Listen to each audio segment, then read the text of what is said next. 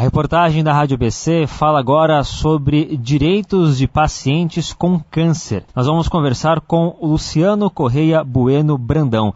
Ele é advogado especialista em direito à saúde. Olá, doutor Luciano, como vai? Bom dia. Bom dia, Thiago. Prazer falar com você e com os ouvintes da Rádio ABC. E temos um gancho importante, a respeito de direitos de pacientes com câncer. Afinal de contas, estamos no Novembro Azul, que vem na sequência do Outubro Rosa, Outubro Rosa, que é um mês dedicado à conscientização do combate, à prevenção ao câncer de mama, e Novembro Azul, mais voltado aí para os homens, que também devem se prevenir durante todo o ano, Mas esses 2 meses aí são dedicados, outubro para as mulheres e novembro para os homens, para reforçar a conscientização de prevenção das doenças, tanto de mulheres quanto de homens. Doutor, fala um pouquinho sobre direito de pacientes com câncer. Que direitos, em geral, o paciente com câncer tem? Perfeito. Na verdade, inclusive, a conscientização, esses 2 meses, tanto o Outubro Rosa quanto o Novembro Azul, são voltados tanto para a conscientização quanto a importância da prevenção, do tratamento prévio, para evitar o agravamento da doença, como também, muito importante, justamente a questão de que as pessoas tenham maior conhecimento sobre os seus direitos também, para enfrentar essas doenças. E a legislação ela é bastante ampla com relação a isso, assegura uma série de direitos aos pacientes, e a gente poderia destacar alguns mais importantes, por exemplo, o prazo para início de tratamento, que é assegurado para os pacientes na rede pública, no SUS. Esse prazo ele deve ser de até 60 dias. Então, a pessoa que teve diagnosticado um câncer, ela tem direito previsto em lei de pelo SUS começar esse tratamento em até 60 dias. E no que diz respeito aos planos de saúde, na rede privada, quando há uma solicitação médica de um tratamento de maior complexidade, o início do tratamento do câncer em si, o prazo é de até 21 dias úteis. Obviamente, dependendo da urgência do caso e se o médico avaliar que há necessidade de se antecipar esse início do tratamento, esses prazos podem inclusive ser antecipados também. Com relação aos tratamentos em si, seja a quimioterapia, a radioterapia, técnicas modernas. Hoje nós temos, por exemplo, a radioterapia pela técnica de intensidade modulada, chamada IMRT, que é uma técnica bastante moderna, que deve ter a garantia coberta tanto pelo SUS quanto também pelos planos privados. Os medicamentos relacionados ao tratamento, hoje há medicamentos muito modernos também, que trazem uma perspectiva de êxito no tratamento da doença muito grande, devem ser cobertos, fornecidos pelo SUS e pelos planos de saúde. E há uma série de outros direitos também previstos na legislação, que vão como isenção de imposto de renda, quando o paciente ele está impossibilitado de trabalhar, está aposentado, ele tem direito à isenção do imposto de renda, eventualmente pode proceder ao saque do fundo de garantia. Então a legislação ela é bastante abrangente com relação a esses direitos dos pacientes, sim. Aquele paciente que trabalhava e por conta da doença, do câncer, não consegue mais trabalhar, ele tem direito a receber algum benefício do governo, da Previdência, por exemplo? Pode vir a receber, sim. Eventualmente ele pode pleitear o auxílio-doença, do INSS. Existem benefícios assistenciais previstos na legislação e, como eu falei, dependendo do caso, se ele foi aposentado por conta da doença, eventualmente ele pode fazer jus, inclusive, à isenção do imposto de renda. Aquela pessoa que não trabalhou, ela também tem direito a esse benefício ou só para quem contribuiu para a Previdência mesmo?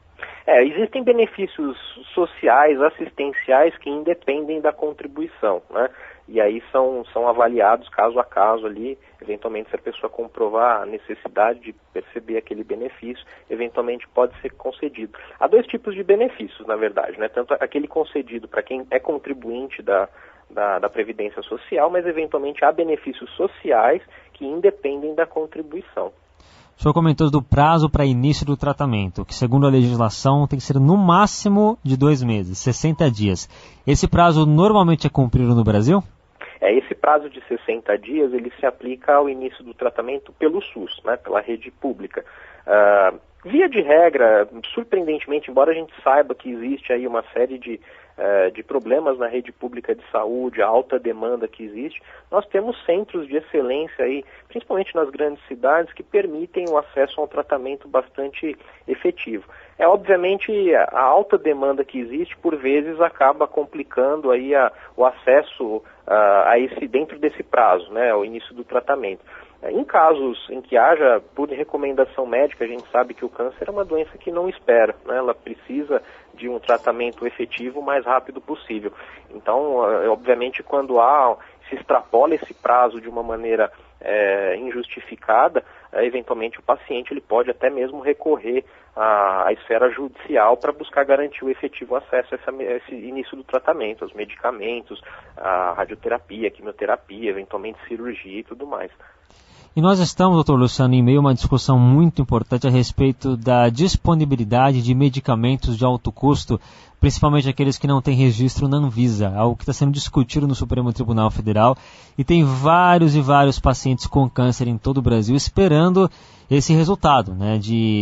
Tem muita gente que depende de remédios que não tem registro na Anvisa, e o STF está para decidir, né, se os governos são obrigados ou não a fornecer esse tipo de medicamento. O que vai dar dessa decisão e qual vai ser o impacto dessa decisão na sua avaliação para os pacientes, doutor? Exatamente. Essa é uma questão bastante atual, que suscita aí bastante polêmica, né? Por conta não só do impacto que o fornecimento de medicamentos de alto custo tem para os cofres públicos, né? Como também, de uma forma indireta, também para os planos de saúde, né? Hoje se fala muito aí da questão da racionalização de custos e tudo mais. É óbvio que há um impacto tanto na esfera pública quanto na esfera privada, né? De fato, existe uma discussão hoje no Supremo Tribunal Federal. O ministro Marco Aurélio Mello, que é o relator desses dois recursos que estão pendentes, né? Inicialmente ele havia pontuado que, no entender dele, os estados, os governos não poderiam ser obrigados a fornecer medicamentos que não estivessem ainda registrados na Anvisa, na Agência Nacional de Vigilância Sanitária, né?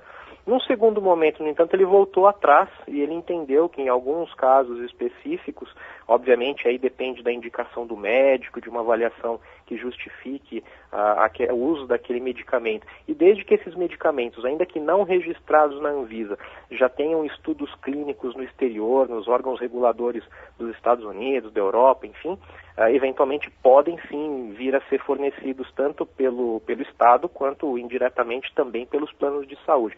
Hoje o judiciário, de uma maneira geral, e aqui no meu escritório, por exemplo, a gente tem diversas ações onde se discute justamente a questão de fornecimentos de medicamentos, alguns deles importados.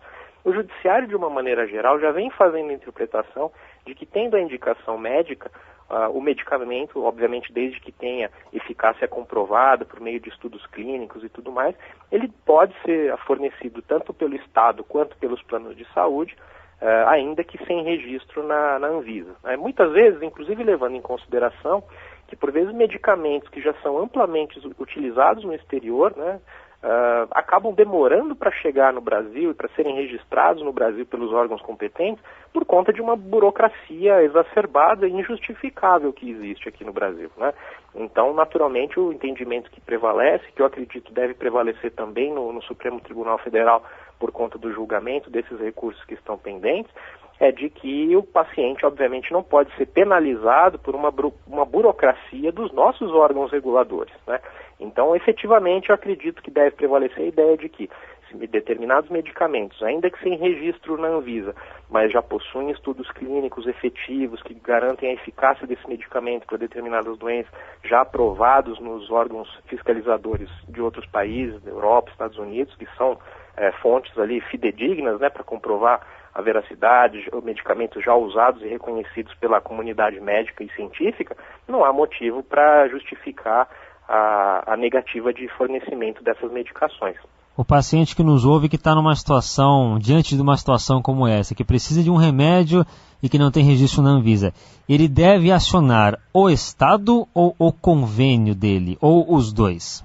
Na verdade, obviamente, se a pessoa tem plano de saúde, né, e já paga um plano de saúde justamente para uma contingência num caso de necessidade, ele tem essa opção sim de acionar o convênio. Como eu falei, assim, o judiciário vem reconhecendo o dever de cobertura mediante indicação médica justificada, né? Mas também é possível, para quem não tem plano de saúde ou para quem preferir eventualmente, é possível exigir também o fornecimento das medicações pelo Estado. Na verdade, o sistema de saúde no Brasil, ele atua de uma maneira complementar, tanto a esfera pública quanto a esfera privada, né, os planos de saúde. Então, na verdade, a obrigação tanto de um como de outro, elas se complementam e o paciente pode exigir ali o acesso ao tratamento, tanto por uma via quanto pela outra. O tempo de tramitação, ele muda se a pessoa decidir processar o Estado ou o convênio, ou mais ou menos a mesma coisa? Na prática, por vezes, as ações contra convênios tendem a ser um pouco mais rápidas, né? O Estado, infelizmente, por conta da demanda que existe, e até da própria logística de aquisição desses medicamentos, que eventualmente vão ter que ser adquiridos até mesmo sem licitação, até por conta da urgência e tudo mais, mas há alguns entraves burocráticos que às vezes acabam atrapalhando um pouco e retardando um pouco a aquisição, o fornecimento desses medicamentos através da via pública, né? Então, se o paciente eventualmente tiver plano de saúde, nós recomendamos que seja a via preferencial exigir, até porque, afinal de contas, se a pessoa já arca com um plano de saúde justamente para um caso de necessidade, ele não deveria ter que recorrer ao sistema público para ver garantido um direito previsto no contrato dele para acesso a tratamento de doenças previstas contratualmente. E só para fechar esse assunto de fornecimento de medicamentos, é possível prever mais ou menos um prazo a partir do momento que a pessoa entra com a ação para ter um resultado, não? Pela nossa experiência do escritório, a prática que nós temos, normalmente essas ações envolvendo o fornecimento de medicamentos, doenças graves como o câncer, tem uma resposta rápida do judiciário, né? Uma liminar, por exemplo, que determine ali o fornecimento de um medicamento, o início de um tratamento, via de regra chegam a ser concedidas em até 48 horas. Obviamente, depois o processo vai ter o seu trâmite normal, tanto o convênio quanto eventualmente o Estado vão apresentar ali contestação, os seus motivos para negar ou não determinado tratamento, mas de uma maneira geral os processos envolvendo a questão da saúde do paciente, até pela natureza dessas ações, o paciente muitas vezes são casos urgentes, tem pressa para iniciar o seu tratamento ou dar continuidade ao seu tratamento, então é necessário que haja uma resposta rápida do judiciário e felizmente a gente tem verificado isso. Normalmente liminares são concedidas rapidamente e os processos também de uma maneira geral têm um trâmite mais rápido do que demais ações. Nós estamos conversando com o advogado especialista em direito à saúde, Luciano Correia Bueno Brandão. Doutor Luciano, falando um pouquinho sobre câncer de mama, mulheres que são submetidas à mastectomia, que é a retirada da mama, que pode ser total ou parcial. Essa paciente tem direito a fazer cirurgia plástica na sequência? Tem direito sim, tanto pela rede pública, novamente, como também pela rede privada através dos planos de saúde, né? No que diz respeito aos planos de saúde em especial, via de regra, a legislação prevê que os planos não são obrigados a cobrir procedimentos de natureza estética, né? Então, por exemplo, a mulher que deseja colocar, por uma questão de estética, silicone nos seios, ou que queira fazer lipoaspiração, enfim, procedimentos eminentemente estéticos, como regra, não são cobertos pelo plano de saúde. No entanto, no caso específico de mulheres que tiveram que se submeter à mastectomia por conta do tratamento para câncer, tem direito assegurado ao procedimento de reparação, né, de reconstrução da mama, porque justamente nesse caso, obviamente há uma natureza estética envolvida, mas o entendimento que prevalece, e é o que a própria legislação prevê, é de que nesse caso se trata de uma cirurgia reconstrutora, reparadora, e não propriamente estética, que é feita por uma questão de simples vaidade. Não, é na verdade uma fase do tratamento, né? Foi retirada a mama por uma indicação médica expressa, e a lei prevê que a mulher tem direito sim a ter coberta a cirurgia reparadora, reconstrutora da mama, tanto pela rede pública quanto também pelos planos de saúde, nesse caso em especial. Quais são os principais benefícios em relação a isenções fiscais? Eu sei, por exemplo, que paciente com câncer pode comprar carro com desconto, né? É só esse desconto mesmo ou tem mais coisa também? Exato. Na verdade, com relação à questão fiscal, como eu mencionei anteriormente, o paciente ele pode ter eventualmente isenção de imposto de renda. Na aquisição de veículos, por exemplo, o paciente ele pode ter isenção de IPI, de ICMS, até de PVA também, na aquisição de veículos adaptados, né? Então, pacientes que fizeram tratamento, mulheres que tiveram, por exemplo, a mastectomia, que têm dificuldade para dirigir, conduzir um veículo, mesmo homens que eventualmente com o câncer de próstata, por exemplo, sofrem ali algum tipo de dificuldade de mobilidade, enfim, que dificulte a condução de um veículo normal, né? Ele tem direito, esses pacientes têm direito, e previsto na legislação, a possibilidade de adquirir veículos com isenção fiscal, sim. O paciente também, eventualmente, tem direito a saque de FGTS, tem direito à quitação antecipada de financiamento imobiliário, se previsto em contrato. Então, como você pode ver, existe aí uma gama de direitos previstos na legislação que buscam assegurar ao paciente uma melhor tranquilidade para atravessar e combater essa doença com mais tranquilidade. O que o paciente deve fazer caso esses direitos não sejam obedecidos, caso ele não consiga, só para citar um exemplo aqui, a gente falou agora há pouco do prazo, né, que são 60 dias para início de tratamento no SUS e 21 dias úteis, se eu não me engano, para planos privados. Exato. Caso esse direito não seja cumprido, o que o paciente deve fazer? Qualquer direito que seja descumprido, que não seja observado, em qualquer situação em que o paciente se sinta lesado, seja pela negativa de acesso a um determinado tratamento, a um medicamento, a inobservância de prazos previstos para início do seu tratamento, o primeiro passo que o paciente deve tomar, e que nós sempre orientamos, é que ele procure, em primeiro lugar, conversar com o seu médico, procurar documentar a sua situação clínica, a sua situação médica, pedir relatórios médicos, eventualmente laudos, que apontem ali a necessidade, até mesmo a urgência do início do tratamento. E no caso de não conseguir resolver pelas vias administrativas, junto à Secretaria de Saúde da sua cidade ou junto ao seu convênio médico, caso haja uma negativa indevida e ele não consiga resolver pelas vias administrativas, o caminho efetivamente ainda tem sido recorrer ao judiciário, né? Então, nesses casos, o paciente pode procurar a Defensoria Pública da sua cidade ou eventualmente procurar um advogado, preferencialmente especializado na área de saúde, para que ele possa efetivamente, junto ao judiciário, tutelar o seu direito e garantir ali efetivamente o acesso aos direitos que ele tem previsto na legislação.